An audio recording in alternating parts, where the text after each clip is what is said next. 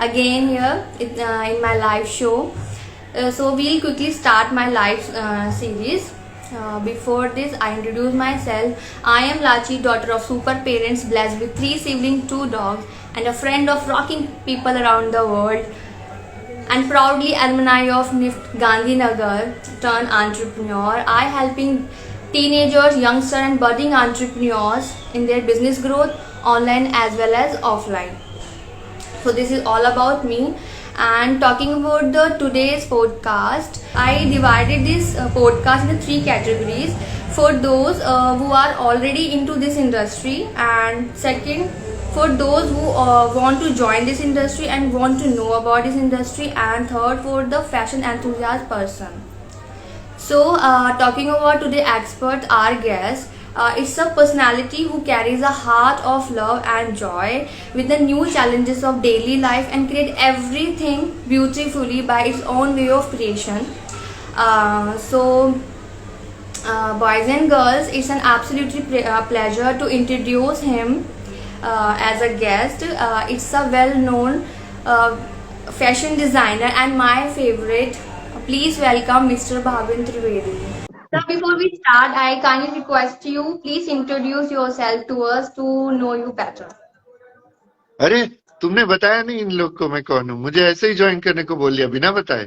अच्छा अच्छा, ठीक है, कोई बात नहीं। Guys, I am a friend of Lachi's, biggest of all. तो मैं लाची का दोस्त हूँ। बहुत साल पहले फैशन डिजाइन पढ़ा था मैं। फिर उसके बाद काफी सारे जॉब्स वगैरह किया, यहाँ जॉब किया, वहाँ जॉब किया। सो करीब करीब ग्रेजुएट होने के 10 साल तक जॉब्स करते रहा। वो 10 साल में से ना the longest job lasted for approximately 7 years। तो ये मेन स्ट्रीम फैशन डिजाइन में एज अ डिजाइनर काम करने के अलावा I have a parallel profession of teaching fashion design to young minds. तो काफी अलग अलग इंस्टीट्यूट्स में जाके मैं बच्चों के साथ अपने आइडिया शेयर करता रहता हूँ। उनके उनके माइंड में क्या चलता है वो सुनता हूँ।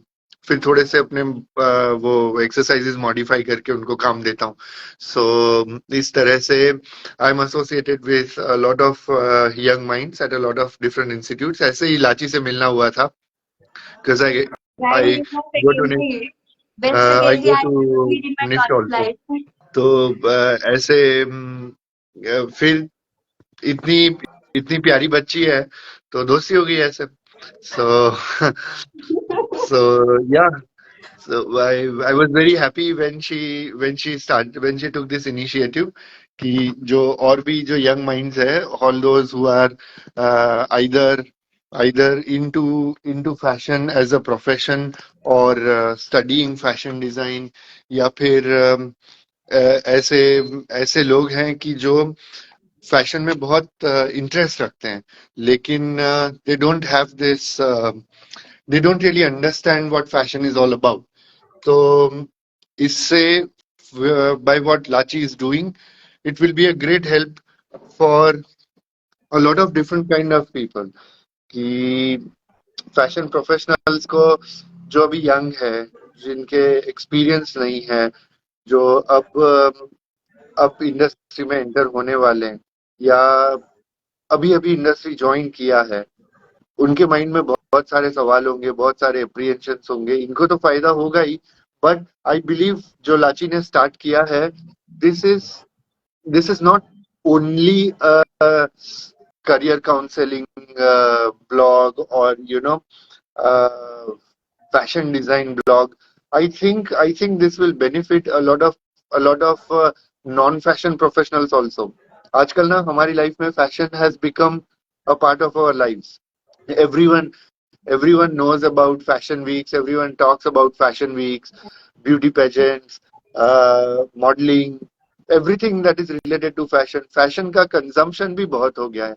once upon a time, मुझे याद है जब हम छोटे थे, साल में एक ही बार कपड़े लिए जाते थे। दिवाली आती थी तो नए कपड़े लेते थे, उसके बाद पूरे साल वही कपड़े चलते थे।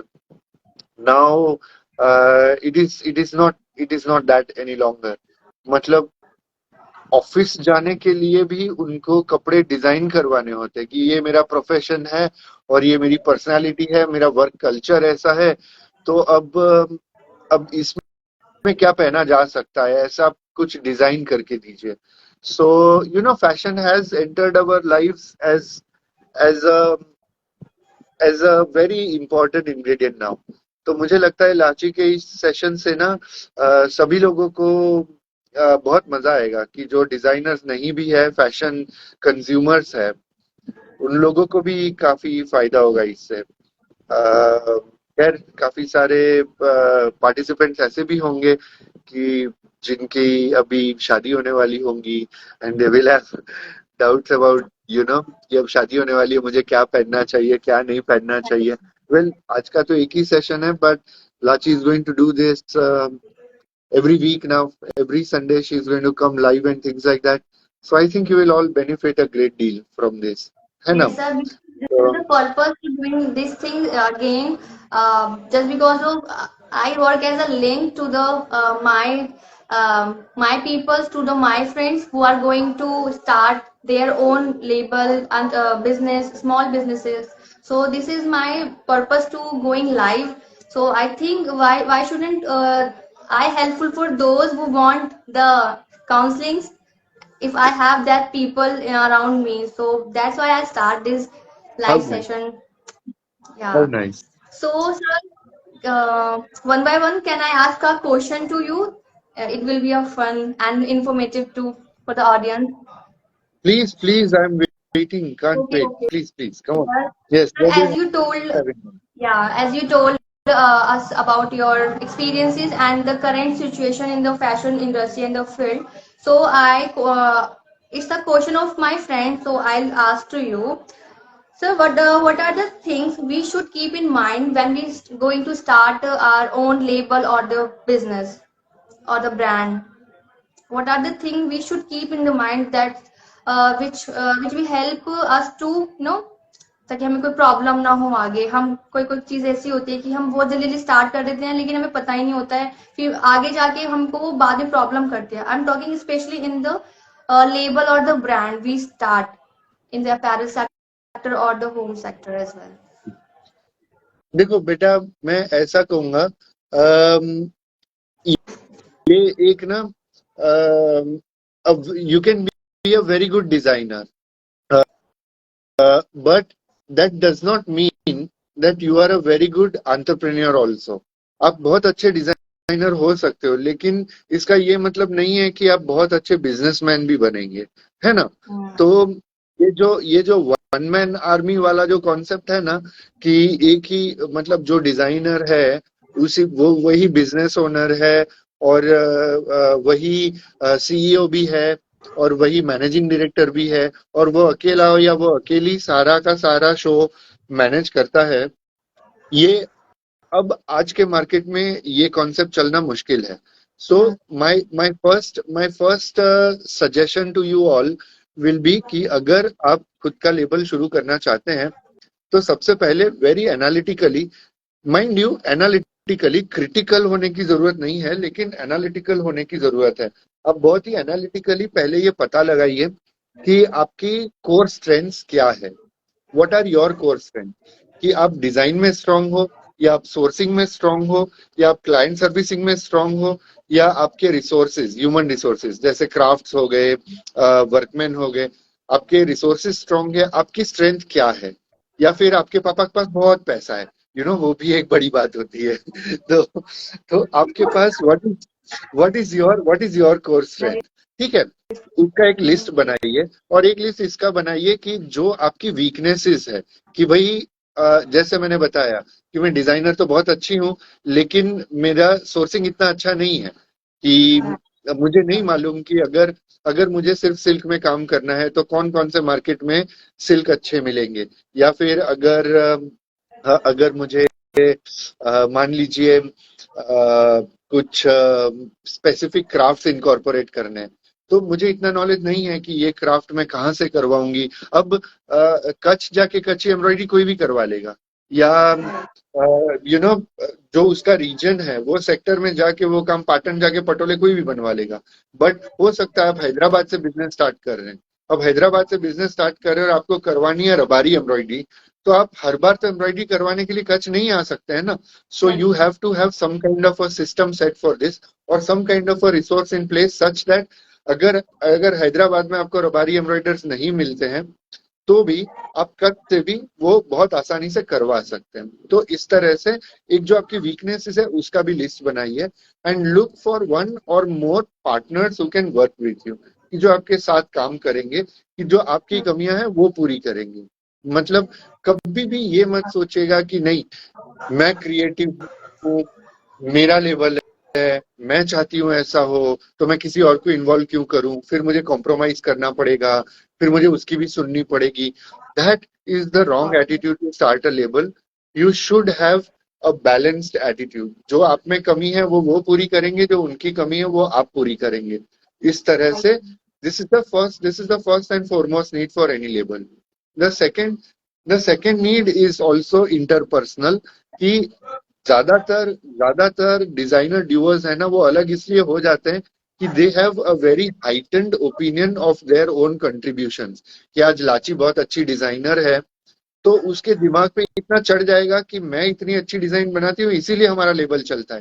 अब भाविन सुबह से शाम तक टेलर्स के साथ सर फोड़ता है, कस्टमर्स के सामने हाथ पैर जोड़ता है, उसकी हर एक डिमांड फॉलो करता है, वो लाची को दिखाई नहीं देता, does not associate importance with that. So there has to be, जो दो लोग साथ में काम कर रहे हैं, there has to be a sense of mutual respect and a mutual emotional connect. मतलब आप प्योरली बिजनेस लाइक एटीट्यूड रखेंगे एक दूसरे से तो भी सी डिजाइनिंग है ना वो सॉफ्ट स्किल्स का सब्जेक्ट है। वो 1+1=2 एंड 2+2=4 वाला बिजनेस नहीं है। Very ये इसके अंदर important बहुत is इसके that. ये एक सॉफ्ट स्किल्स का बिजनेस है, इसमें एक इमोशनल कनेक्ट बहुत जरूरी है। So make sure that whoever you are partnering with, you have a mutual respect and a mutual emotional bond with that person also, है ना?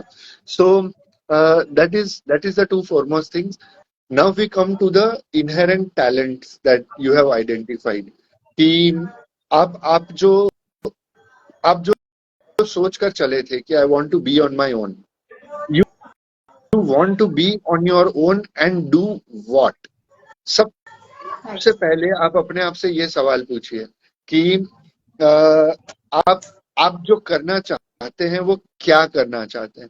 आप जैसे ही मार्केट में एंटर होंगे, जैसे ही मार्केट में पता चलेगा कि लाची का लेबल है अब खुद का, तो हर कोई अपनी नीड सेटिस्फाई करवाने के लिए अपनी नीड लेके आपके पास आएगा कि मेरे भाई की शादी हो रही है आप लहंगा बना के दो। कोई आएगा बोलेगा नवरात्रि आ रही है आप नवरात्रि का चनिया चोली बना के दो। मैं आके बोलूंगा कि यार मुझे ऑफिस के लिए फॉर्मल वेयर बना के दो।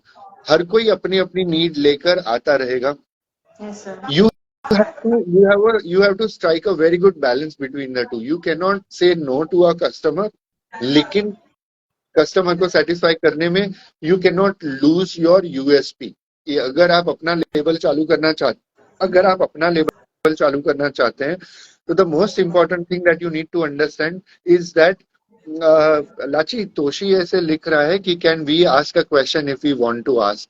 लिख रहा है या लिख रही है, whatever it is, sorry. Yeah, so you या can ask. तो इसमें इसमें ऐसा है कि अगर आपका कोई यूएसपी नहीं होगा तो फैशन का करंट सीन ऐसा है कि हर एक घर में एक डिजाइनर है। मतलब आज डीएसपीटी में कोई कस्टमर आता है ना तो उसके साथ आपकी उम्र की कोई बच्ची होती है और थोड़ा ब्राउजिंग करने के बाद बोलते हैं ये मेरी भांजी है, ये भी फैशन डिजाइनर है, इसने फलाने इंस्टीट्यूट से फैशन डिजाइन किया है। या ये मेरी भाभी है, ये भी फैशन डिजाइनर है, इसने फलाने इंस्टीट्यूट से फैशन डिजाइनिंग पढ़ा है। तो अब हर एक घर में एक डिजाइनर है।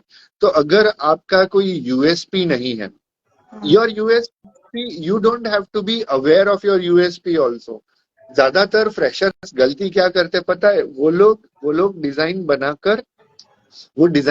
बनाते वक्त ये कोशिश करते हैं कि इसमें ऐसा कुछ यूनिकनेस दिखे कि जो हमारा सिग्नेचर लगे। तो Yes, sir. ये इस रास्ते पे ना वो कहीं खो जाते हैं। और ना सिग्नेचर बन पाता है और ना ही वो गारमेंट अच्छा बन पाता है. That is not the right way to get a USP. The right way to get a USP is strongly believe in what you want to do, identify your core strength, and try to incorporate that in your outfits, in your designs in a certain way. जैसे ही आप अपने अपने दिल से designing करेंगे ना, तो अपने आप आपके डिजाइन्स के अंदर एक यूएसपी आएगा. And the audience is very intelligent. जो आपकी क्लाइंट ऑडियंस है वो बहुत इंटेलिजेंट है. अगर आप भी आपका यूएसपी आइडेंटिफाई नहीं कर पाएंगे ना, तो भी वो लोग तो आपका यूएसपी आइडेंटिफाई कर ही लेंगे. हमारे साथ कई बार ऐसा होता है. Some friend meet us and tells us, फलाने फलाने वेडिंग में हम लोग गए थे, उसके संगीत के चनिया चोली आपने बनाए थे ना. And I am like, oh my God, संगीत के चनिया चोली तुमने नोटिस किया और तेरे को ये पता चला कि मैंने बनाया था? बोले हाँ, आपके डिजाइन देख के पता चल जाता है कि आपका डिजाइन था. मुझे नहीं पता चलता. अगर आज आप मुझे पूछोगे कि सर आपका यूएसपी क्या है, तो मेरे लिए बताना बहुत मुश्किल हो जाएगा कि भाई मेरा यूएसपी क्या है. लेकिन जो मेरे कपड़े लेते हैं, जो मेरे कपड़े पहनते हैं या मेरे कपड़े पहने हुए जिसको देखते हैं, उनको पता चल जाता है कि ये मैंने किया है. So that is the second most important thing that you need to understand about starting your own label. The third important thing that the third most important thing that you all must understand is, अगर लगे हो तो लगे रहो. You understand? Which is very important. सोच समझ के तब तक शुरू मत करना कि जब तक तुम लोग मेंटली तैयार नहीं हो.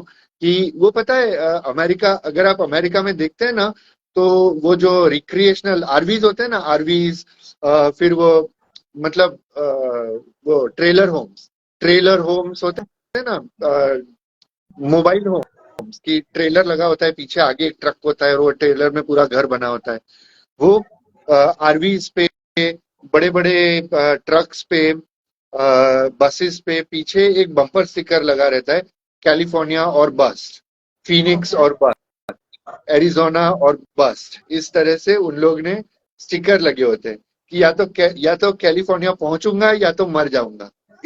मतलब you know that has to be the attitude कि अगर तब तक शुरू मत करो कि जब तक आप श्योर नहीं हो कि आप डटे रहोगे. और एक बार शुरू कर दिया तो फिर डटे रहो. फिर उसके बाद there is no going back. फिर वो आपका रिटायरमेंट प्लान, फिर उसके बाद सिर्फ रिटायरमेंट प्लान सोचना है आपको कि अब ये बिजनेस बंद करूंगा तो मैं रिटायर कैसे होऊंगा. You cannot change your profession. With that kind of attitude, your label will never succeed. कि अगर ऐसे सोच लिया ना, चल यार ये करके देखते हैं. आजकल यार सब लोग इंस्टाग्राम पे स्क्रंचीज बहुत बेच रहे हैं. आजकल थ्रिफ्ट शॉप्स बड़े चल रहे हैं. Everyone is doing a thrift shop. तो चलो, let me also jump the band wagon. मैं करना क्या है, इंस्टाग्राम पे पोस्ट ही तो डालना है. इंस्टाग्राम पे पोस्ट डाल दूंगी और मेरा थ्रिफ्ट शॉप शुरू हो जाएगा और I will also become famous doing thrift shop. ये नहीं होता है ऐसे यार. अगर ऐसे चलता तो कोई करोड़ों रुपए इन्वेस्ट करके शोरूम्स क्यों बनाता, बताओ. You understand? So find a USP. और फिर थ्रिफ्ट शॉप वाला, स्क्रंचीज बेचने वाला, वो छोटे छोटे मेमेंटोस बनाने वाला, ऐसा बिजनेस मत स्टार्ट करो कि चलो अभी कुछ काम नहीं है तो ये काम कर लेते हैं, फिर आगे कोई डायरेक्शन मिली तो ये छोड़ के फिर वो करने लगेंगे. No, find a direction and then start following it. और फिर उसी पे लगे रहो. Try and promote that direction only. So this is the third important thing. The Yes, sir. fourth most important thing is, this is a little sad. ये है ना, इतनी मोटिवेटिंग बात नहीं है, ज्यादा खुशी की बात नहीं है, लेकिन ये बहुत बड़ा सच है. आई am not very proud of it. I am not very proud of this fact, but it is a fact कि आपको है ना पता नहीं होगा कि आप किस तरह के कंपटीशन के साथ डील कर रहे हैं. You will have absolutely no idea who you are dealing with. एक बार आपने स्टार्ट कर दिया, आपका एक कस्टमर आएगा कि जो साब्यासाची के कपड़े पहन रहा होगा. मतलब अपनी शादी के लिए उसने साब्यासाची का लहंगा लिया है और अब नवरात्रि के लिए उसको आपके पास से चनिया चोली चाहिए. तो मतलब आप बौखला जाओगे सुन के कि भाई जो साब्यासाची के चनिया चोली पहनता है अब मेरे नवरात्रि के चनिया चोली क्यों पहनेगा, यू नो. और दूसरी तरफ आपके पास ऐसा क्लाइंट आएगा जो आके बोलेगा कि मुझे संगीत संध्या के चनिया चोली बना दीजिए। मेरी ना एक फ्रेंड की बहन घर से काम करती है, उसने मेरा ब्राइडल लहंगा तो बना दिया है। So you will have no idea कि are you competing with Sabyasachi, Manish Malhotra and Anamika Khanna and Jayanti Reddy, or are you competing with some Usha Bhabhi who is working from her drawing room? आपको कुछ भी idea नहीं होगा कि आप किसके साथ compete कर रहे हैं। तो आसपास मत देखिए, keep your focus on your work.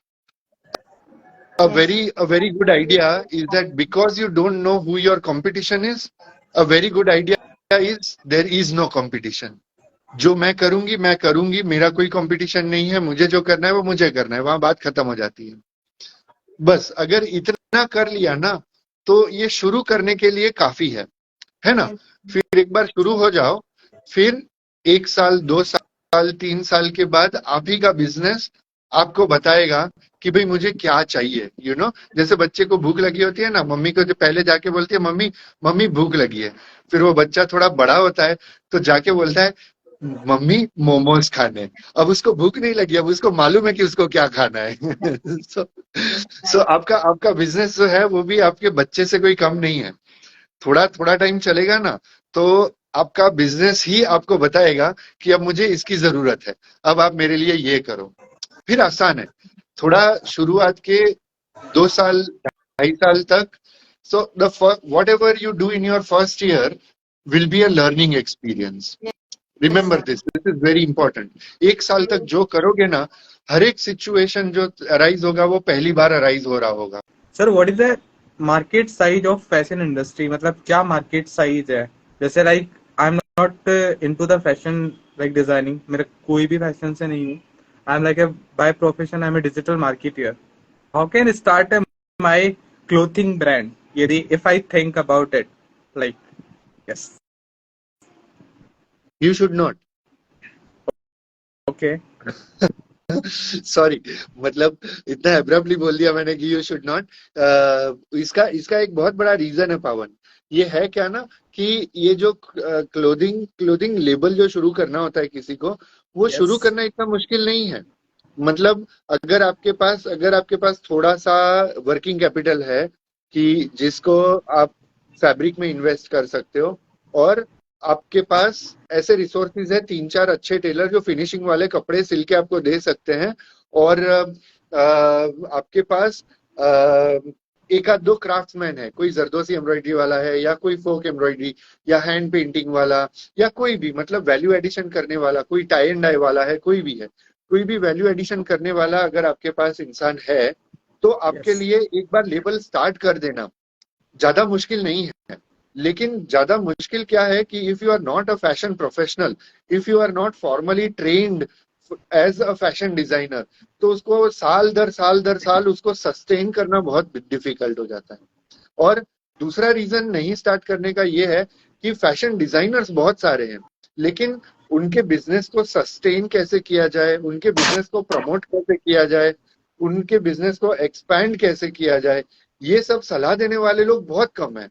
तो आप ऑलरेडी एक डिजिटल मार्केटर हो, तो आपका एक बहुत इंपॉर्टेंट रोल है फैशन इंडस्ट्री में कि जिसके जिसके बलबूते पे 50 डिजाइनर्स बहुत बड़े डिजाइनर्स बन सकते हैं।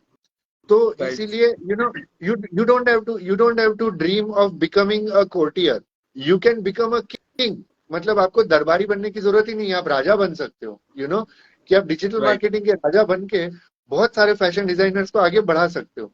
तो आप अपने मतलब मैं मेरे बच्चों को भी यही समझाता हूँ कि देखो आप फैशन डिजाइनिंग पढ़ रहे हो, लेकिन निफ्ट का जो कोर्स है, बाकी भी निफ्ट का नाम इसलिए ले रहा हूँ क्योंकि लाची निफ्ट की है, बाकी भी बहुत सारे इंस्टीट्यूट्स ऐसे हैं कि जिनके कोर्स ऐसे डेवलप किए गए हैं कि आपको फैशन का एक 360 डिग्री पर्सपेक्टिव मिले, कि आपको okay designing, merchandising, marketing, costing, manufacturing, ये सारी चीजें सिखाई जाती है। अब तो नए सब्जेक्ट्स भी इंक्लूड हुए हैं। You are being taught styling also, you are being taught portfolios also, जो कि हमारे टाइम पे स्टाइलिंग वाइलिंग जैसा कोई सब्जेक्ट नहीं हुआ करता था, अब वो भी राइट सब्जेक्ट्स ऐड हुए हैं। तो इससे एक बहुत बड़ा फायदा है कि जब आपका कोर्स खत्म होता है, वो कोर्स खत्म होने के बाद there is no real need कि आप आगे चल के भी फैशन डिजाइनर ही बने रहो. With the with the knowledge that the institute has given you, you can become a fashion professional. A lot of my students have become stylists. मतलब और वो लोग स्टाइलिंग के फील्ड में इतना आगे बढ़ चुके हैं कि अगर आज मेरा फोटोशूट है और मुझे चाहिए कि बेटा मेरा फोटोशूट है, आप आके स्टाइलिंग कर दो, बोले सर आई एम सॉरी लेकिन आपके डेट्स के दिन मैं खाली नहीं हूँ, आपके शूट के दिन मेरे पास काम है. They are getting so much work and they are not even designing, they are only styling. जैसे अभी अभी हमने टाइम्स फैशन वीक जो किया था, टाइम्स फैशन वीक में इस साल भी ऋषिराज करके स्टाइलिस्ट था. So Rishiraj is my junior from NIFT only. उसने भी निफ्ट का ये 4 ईयर कोर्स ही किया हुआ है. मेरा सुपर डुपर ट्रूपर जूनियर है वो, मेरे से करीब करीब 6-7 साल 8 साल बाद ग्रेजुएट किया उसने, लेकिन उसने कभी फैशन डिजाइनिंग किया ही नहीं. He has been into styling. फिर अभी 2-3 दिन पहले एक नंदिनी करके एक बच्ची आई थी, वो यूआईडी की पास आउट है. She has become a wedding stylist. मतलब स्टाइलिंग में भी she is very specific. She is a wedding stylist now. मतलब she did a 4 year course in fashion design, but after doing that she is now become a wedding stylist. और अभी पिछले साल graduate हुई है, लेकिन ये 1 साल में उसने 40-50 वेडिंग्स ऑलरेडी स्टाइल कर दी है. सो मतलब अच्छा हुआ आपने ये सवाल पूछा, क्योंकि later on in the conversation I was going to bring this up कि एक तरह का ये जो पूरा का पूरा भेड़ चाल है ना, कि हर किसी को डिजाइनर बन के अपना लेबल स्टार्ट करना है, वो करना इतना जरूरी नहीं है. मतलब there are so many highly talented designers in the market. मतलब उनका काम इतना अच्छा है, उतना अच्छा है उनका काम, लेकिन उनको कोई एक्सपोजर ही नहीं मिल रहा है. ना कि उनके पास कोई क्लू है कि हमारे डिजाइन को कोई समझे. कि जैसे जब से हमने दर्शिशा भाविन त्रिवेदी स्टार्ट किया, तब से आज तक हमने किसी एजेंसी को इन्वॉल्व नहीं किया है हमारे प्रमोशंस के लिए. हमारे फोटोशूट हम खुद करते हैं. हमारे जो डिजिटल पोस्ट होते हैं, मैं खुद ही वो पिक्चर्स एडिट करता हूँ, और हम हमारा सोशल मीडिया पेजेस खुद ही मैनेज करते हैं. मतलब not even a little of our promotional activity is given to an agency, for the simple reason कि जो एजेंसीज अवेलेबल है वो अपनी क्रिएटिविटी को ना, वो डिजाइनर की क्रिएटिविटी के साथ अलाइन नहीं कर पाते. कि अब जैसे मान लीजिए साब्यासाची भी डिजाइनर है, श्यामल भूमिका भी डिजाइनर है, लाची भी डिजाइनर है, और मैं भी डिजाइनर हूँ. लेकिन हम चारों के लेवल्स और हम चारों के डिजाइन फिलोसॉफीज कितने अलग अलग है. अब अगर पावन हम चारों के लिए प्रमोशन कर रहा है, तो Pavan will be a very good promoter if he can align his creative ideas with Lachi's ideas, with Shyamal's ideas, with my ideas and with Sabyasachi's ideas. कि ये साब्यासाची का प्रमोशन है, मुझे उसके हिसाब से करना चाहिए. ये करने वाला मार्केट में कोई भी नहीं है. वो सबको जो भी चाट खाने जाता है, सबको गोलगप्पे ही खाने पड़ते हैं. किसी को नहीं मालूम कि भाई छोले समोसे भी हो सकते हैं, राज कचौरी भी हो सकती है, दही भल्ला चाट भी हो सकता है. नहीं, सब गोलगप्पे ही खाएंगे. 100% सर, बिल्कुल. सर मेरे 2 क्वेश्चंस और है. लाइक जैसे फैशन इंडस्ट्री में मैं पढ़ रहा था, लाइक कई बार स्क्रॉल करते करते रील्स भी आती है कि फैशन इंडस्ट्रीज में लाइक क्लोथ्स का वेस्टेज बहुत होता है. उस वेस्टेज का हम क्या करें और क्या ऐसी चीजें बना सकते हैं लाइक कि उस वेस्टेज को कैसे रीयूज किया जा सकता है. लाइक हाँ बेटा, ये जो फैशन का जो वेस्टेज की आप बात कर रहे हो ना, सो एक होता है ये वेस्टेज ऑफ रॉ मटेरियल, कि जो कटिंग करते टाइम जब हमने फैब्रिक कट किया गारमेंट बनाने के लिए, और उसमें से जो कतरन निकलती है और जो वेस्टेज होता है, दैट इज ऑल्सो ह्यूज. मतलब वो जितनी कतरन निकलती है उसका अगर पहाड़ बनाया जाए, तो I think we can actually make a barricade between India and China. वो हम पे आक्रमण नहीं कर सकेंगे. मतलब इतना वेस्टेज होता है. और दूसरा वेस्टेज ये होता है कि जो गारमेंट्स होते हैं, आजकल जो सोशल मीडिया कल्चर हो गया है ना, उसकी वजह से गारमेंट्स का भी बहुत वेस्टेज होता है. कि ये तो मैंने पहन लिया है और इंस्टाग्राम पे पोस्ट कर दिया है, फेसबुक पे आ गया है, सबने देख लिया है, अब मैं इसको कैसे फिर से पहनूं. I can not wear this again. तो अब ये गारमेंट वेस्ट हो गया. मेरे बिजनेस का सबसे बड़ा प्रॉब्लम ये है. जो भी क्लाइंट मेरे पास आता है, that client comes to me and tells me, यार बस एक ही बार पहनना है शादी में, फिर उसके बाद तो किसी काम का है नहीं। And always my answer is कि क्यों एक ही बार पहनना है, कि हम्म मेरे कोई भी डिजाइन ऐसे नहीं है कि जो एक बार पहन के काम नहीं आएंगे। My design philosophy hmm is very simple, कि एक बार आपने जो पहना है उसको या तो आप खुद उसको अलग तरह से स्टाइल करो, या तो हम्म मेरे पास वापस ले आओ। मैं उसको उस तरह से आपको इस तरह से स्टाइल करके दूंगा कि एक बार आपने हम्म किसी की शादी के आउटफिट के तौर पे पहना है, दूसरी बार आप उसको पार्टी वेयर मतलब डिनर के लिए पहन पाओगे, तीसरी बार यस आप उसको क्लब वेयर की तरह पहन पाओगे, चौथी बार एक कोई इंटीमेट हॉलीडे ले रहे हो आप उसके लिए पहन पाओगे। बस एटलीस्ट कम से कम 4 बार तो यूज करो हम्म और फिर किसी को दे दो। अहमदाबाद में उन लोगों ने एक बहुत अच्छा इनिशिएटिव लिया है, नेकी की दीवार। जिसको भी अपने गारमेंट्स नहीं चाहिए होते हैं वो जाके वहां पे रख देते हैं। So the hmm lesser privilege people, they come and take those outfits and then they they use it, मतलब ओकेजन पे जहां पे भी उनको अच्छे लगे। राइट सो एक बार अगर आपने कोई 20,000 25,000 30,000 का आउटफिट लिया है, उसको आपने 4 बार यूज कर लिया ओकेजन्स पे, फिर फिर तो काफी यूज हो गया है। फिर भले जो हम्म अफोर्ड नहीं कर सकता है वो भले यूज कर ले उसको, है ना। मतलब री इन्वेंट कर करके भी उसको, मतलब अगर री इन्वेंट किया जाए फिर तो 4 बार से भी ज्यादा हो सकता है। The biggest problem of wastage is that when you are needlessly buying overpriced products, कि मतलब just because it is a certain brand इसीलिए आप उसका इतना पैसा दे रहे हो, और फिर इतना इतना डेक्ड अप होने की वजह से आप उसको री इन्वेंट भी नहीं कर सकते हो। That is the worst kind of wastage, कि you over spend, you just spend to satisfy your ego कि मैं ये पहन सकती हूँ, या मेरी फ्रेंड ने ये पहना था तो मैं भी ये पहनूंगी, या हमारे स्टेटस के हिसाब से तो ये पहनना जरूरी है। अहमदाबाद से तो मेरे सारे दोस्त खरीदते, मैं तो दिल्ली जाके खरीदूंगी। राइट यू नो उसमें जो वेस्टेज होता है ना, उस वेस्टेज का कोई सॉल्यूशन नहीं है। कि we can stop doing this, इसकी जरूरत नहीं है।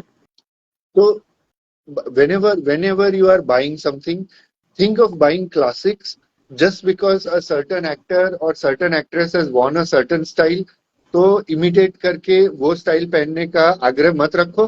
तो आपके कपड़े वेस्ट नहीं होंगे, आप उसको री इन्वेंट कर सकोगे, बहुत अलग अलग तरह से री इन्वेंट कर सकोगे, और you will yes also be sir satisfied कि हाँ भाई पैसा वसूल है। आजकल प्रिंट्स की डिमांड काफी बढ़ चुकी है तो उन प्रिंट्स के ऊपर कैसे लाइक फैशन डिजाइनर लाइक जो भी डिजाइनर है वो कैसे वर्क करे like most of the cases में लाइक शर्ट प्रिंट्स और लाइक कुर्ती प्रिंट्स में काफी वर्क होता है तो उन प्रिंट्स के ऊपर कैसे वर्क करते हैं फैशन डिजाइनर लाइक तो वो चीज आप बता दीजिए प्रिंट्स प्रिंट्स का ऐसा है कि the usage of print depends upon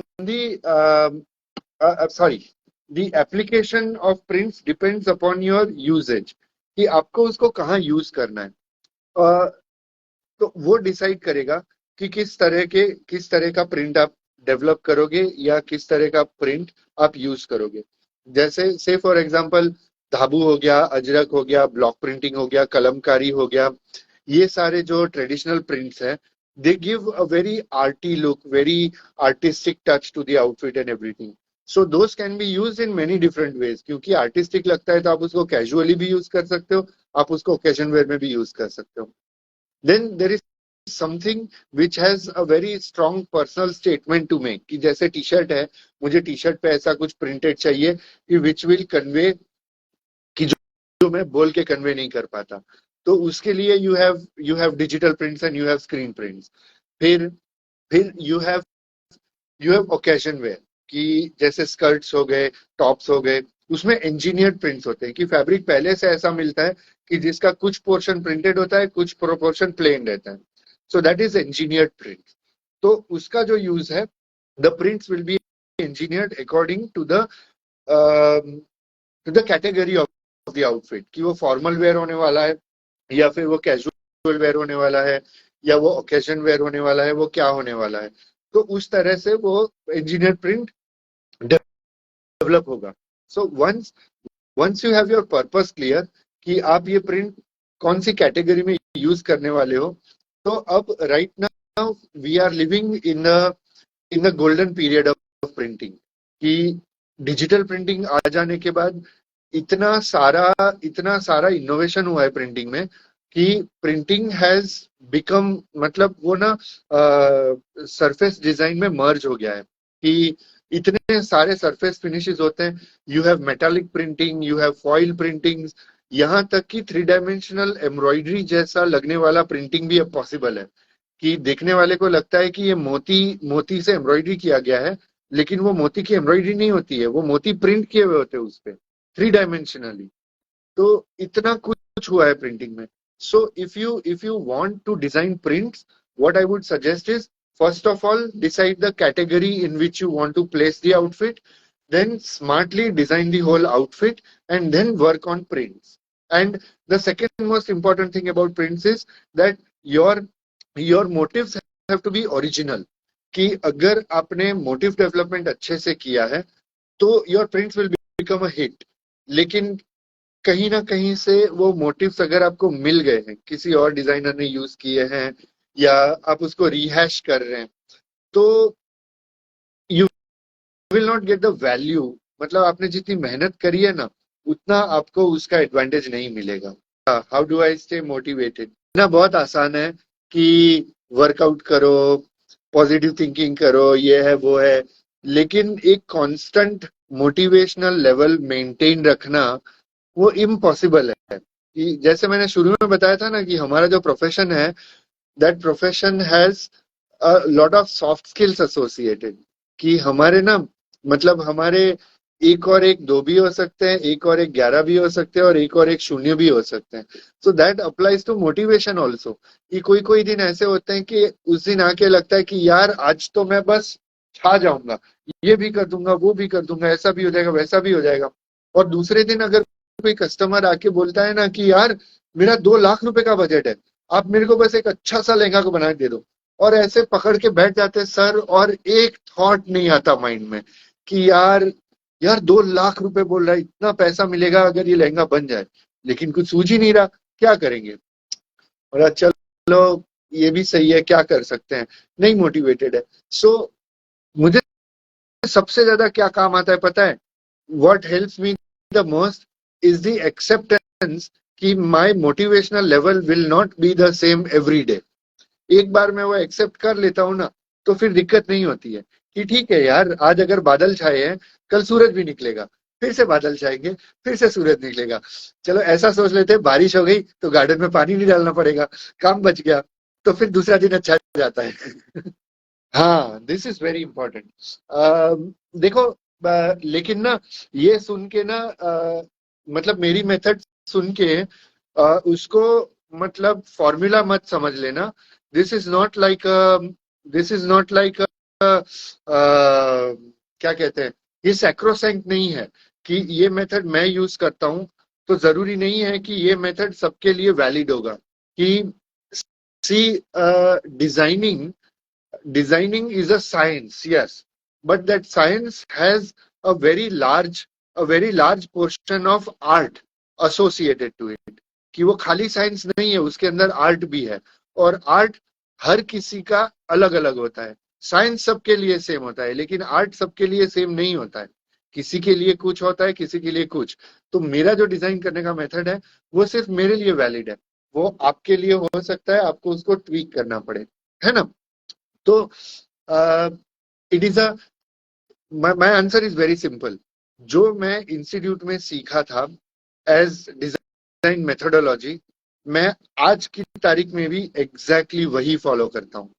design methodology, कि I look for a source of inspiration, वो इंस्पिरेशन को मैं इंटरप्रेट करता हूँ, वो इंटरप्रेट करके मैं कलर स्टोरी बनाता हूँ। कलर स्टोरी बनने के बाद, मतलब एक एक तरफ वो इंस्पिरेशन इंटरप्रेट होके बन रही होती है कलर स्टोरी, और एक तरफ बन रही होती है स्टाइल डायरेक्शन। सो ये मेरा स्टाइल डायरेक्शन साथ साथ में बनते जाता है। तो अब क्या है, because we specialize in a lot of products, कि ऐसा नहीं है कि हम सिर्फ ब्राइडल वेयर लेके बैठे हैं, या फिर हम सिर्फ कैजुअल वेयर लेके बैठे हैं, या फिर हम स्मॉल ओकेजन वेयर लेके बैठे हैं। हमारे पास ये सब कुछ होता है। हमारे पास ब्राइडल वेयर भी होता है, कैजुअल वेयर भी होता है, स्मॉल ओकेजन वेयर होता है, वीकेंड क्लोथिंग होता है, हॉलीडे ड्रेसिंग है, समर वेयर है, सब कुछ है। तो जब भी मैं कोई इंस्पिरेशन डिसाइड करता हूँ तो मेरी हमेशा ये कोशिश रहती है कि मुझे ये हर किसी के लिए स्टाइल डायरेक्शन मिले, ऐसा कोई मैं ऐसे इंस्पिरेशन, ऐसा कोई सोर्स ऑफ इंस्पिरेशन मैं निकालूं। तो एक बार मेरी कलर स्टोरी बन जाती है, मेरा स्टाइल डायरेक्शन बन जाता है। उसके बाद मैं सरफेस पे काम शुरू करता हूँ कि अब स्केचेस बनने लगे हैं, आइडिएशन होने लगा है, अब इसकी सरफेसेस कैसे बननी चाहिए, क्या मुझे एम्ब्रॉयडरी यूज करना है, क्या मुझे प्रिंटिंग यूज करना है, क्या मुझे टाई एंड डाई यूज करना है, मुझे क्या करना है basically, what do I want to do with surfaces, do I want to do just ombre dyeing, do I want to combine 2 or 3 different surface techniques. वो वो तीसरा वो तीसरा पैरेलल होता है। तो ये तीन चीजें एक साथ चल रही होती है। फिर आता है सैम्पलिंग। हर एक चीज का सैम्पलिंग करना बहुत जरूरी है। मैं ऐसा नहीं कर सकता कि मैंने ये सरफेस का सैंपल बना लिया और मान लिया कि ये सरफेस अच्छी लगती है तो मेरा गारमेंट अच्छा लगेगा। मुझे गारमेंट का भी एक सैंपल बनाना पड़ेगा। अब मुझे 40 डिजाइन बनाने, तो 40 डिजाइनों के लिए सैंपल बनाने की जरूरत नहीं है। लेकिन जो भी स्टाइल ऐसा लगता है, जैसे आप लोग टेस्ट फिट बनाते हो इंस्टीट्यूट में, उस तरह से एक, क्योंकि जो गारमेंट आप स्केच करते हो वो स्केच बन जाने के बाद जरूरी नहीं है कि जैसा वो स्केच में लगता है वो बॉडी पे वैसा ही लगेगा। तो एक एक कम से कम एक सैंपल बनाना जरूरी है। And that sample has to be in its entirety, मतलब एक्चुअल फैब्रिक, एक्चुअल सरफेस, जो स्केच में जो एलिमेंट्स है वो सारे एलिमेंट्स भी उसमें आते हो, वो सब कुछ होकर एक आपका बन जाए, वन थिंग गेट्स मेड। और बस वो सैम्पलिंग इज द थिंग। एक बार सैंपल हो गया और ओके गो हेड हुआ, फिर धार धार धार धार धार धार धार धार प्रोडक्शन बनना शुरू हो जाता है। Then it is utter chaos. फिर उसका कोई मेथड नहीं रहता है। अभी कोई फैब्रिक डाई होके आया है, तो जो डाई होके आया है वो कटिंग होने के लिए गया है, तो अब पता चला कि ओके ये कटिंग नहीं हो सकता है, पहले एम्ब्रॉयडर करना पड़ेगा। तो मास्टर के पास सिर्फ मार्किंग करवा के वापस मंगवा लिया जाता है, वो एम्ब्रॉयडरी के लिए चला जाता है। एम्ब्रॉयडरी में से कुछ आया हुआ है तो 2 पीस आए हैं और उसी कलेक्शन के 4 पीस नहीं आए हैं, तो पहले 2 पीस बन रहे हैं। पैरेलली दूसरे किसी कलेक्शन के 2 पीस आ गए हैं, तो ये कलेक्शन के 2 पीस और ये कलेक्शन के 2 पीस एक साथ बन रहे हैं। पहले सारे के सारे चनिए रेडी हो गए, अब सारे चनिए के ब्लाउज डिजाइन हो रहे हैं। सारा का सारा एक सैंपल पास हो जाता है, कॉन्फिडेंस बूस्ट हो जाता है। उसके बाद इट इज ऑल केओस। फिर धड़ाधड़ धड़ाधड़ धड़ाधड़, there is only one goal कि अगस्त महीना आने से पहले 10-12 कलेक्शन तैयार होने चाहिए। That's it. फिर कोई मेथड फॉलो नहीं होती। तो बस हमारा ये मेथड है। तो मैं करके कर रहा था, लेकिन ये सारा काम मेरे से पॉसिबल नहीं है। We have to work as a team. मेरे बच्चे जो मेरे साथ काम करते हैं वो बहुत हेल्प करते हैं, खास तौर पे दर्शी मैम मेरे सर पे बैठ के, उनको मालूम है मैं कितना आलसी हूँ, इसीलिए मेरे सर पे बैठ के मेरे से काम करवाते हैं। तो तब जाके ये पॉसिबल हो पाता है। तो इसीलिए मैंने स्टार्टिंग में आपको बोला था कि आप अगर खुद का कुछ स्टार्ट करते हो ना, तो वन मैन आर्मी मत बनाना। आप ना, आपको सिर्फ वो खाली ईगो बूस्ट मिलता रहेगा कि हाँ देखो ये कर लिया, हाँ देखो वो कर लिया, लेकिन असल में कितना पोटेंशियल है आपके अंदर वो कभी बाहर ही नहीं निकल पाएगा। क्योंकि आपकी सारी की सारी सारे की सारा पोटेंशियल, सारी एनर्जी इसी में स्पेंड हो जाएगी कि ये कैसे मुकम्मल करना है, बस आप उससे आगे कुछ सोच ही नहीं पाओगे। ये टीम है तो ये सारा पॉसिबल होता है। लाइफ लेसन में बेटा ऐसा है कि तुमको हर कोई आके ना हर तरह की एडवाइस देगा कि तुमको ऐसा करना चाहिए, अब तुम्हारी शादी की एज हो गई है, पहले शादी करनी चाहिए, फिर कब शादी करोगे, फिर सारे अच्छे लड़के चले जाएंगे, फलाना ढीकना ये वो। मतलब everyone will have all kind of advices for you. तुम्हारा बिजनेस कैसे करना चाहिए वो कोई लोहे का फैब्रिकेटर भी आके तुमको बोलेगा कि अरे यार ऐसे नहीं करना चाहिए, ऐसा करना चाहिए। That person does not know anything about fashion design, लेकिन they will have something to tell you about fashion design, है ना। सो मैं बस इतना कहूंगा कि you will, if you want to be successful and happy, अगर आप दोनों चीज चाहते हो कि आप सक्सेसफुल भी हो और हैप्पी भी हो, then you have to understand how to strike a mind and heart balance, कि कब कब दिल की सुनना है, कब कब दिमाग की सुनना है, उन दोनों का बैलेंस कैसे बनाए रखना है. अगर ये कर लिया तो you will be happy also and you will be successful also. सबसे बड़ी प्रॉब्लम ना ये होती है कि आजकल की जनरेशन ऐसे सोचती है कि ये मेरी पर्सनल लाइफ है और ये मेरी प्रोफेशनल लाइफ है. ऐसा नहीं होता है. प्रोफेशनल लाइफ है, पर्सनल लाइफ है, ये आपकी लाइफ है. That is what is important. कि पर्सनल लाइफ अलग है, प्रोफेशनल लाइफ अलग है. अब ऐसे नहीं जी सकते हैं. अब वो दोनों लाइफ ओवरलैप करेगी. अगर आप ये दोनों लाइफ को बैलेंस करके चलोगे तो फिर कोई प्रॉब्लम नहीं, फिर सब बढ़िया है.